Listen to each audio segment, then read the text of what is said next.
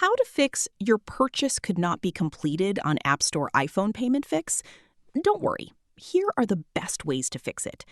First, open the Settings app. Tap your Apple ID at the top of the screen. Next, tap Payment and Shipping. If prompted, authenticate with Face ID, Touch ID, or your passcode. Now, check your payment method. Make sure your card hasn't expired, your billing address is correct, and your payment information matches your bank records. If you're using your Apple ID balance, make sure you have enough funds to complete the purchase. You can also add a new payment method or remove an old one if necessary.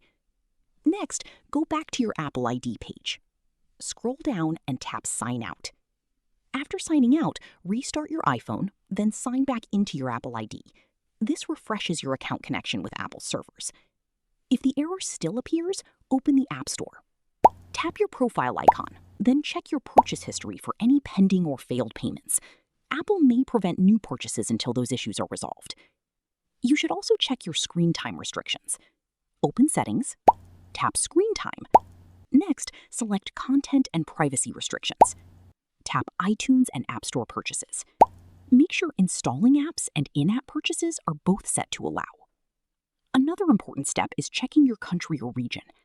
Go to Settings, tap your Apple ID.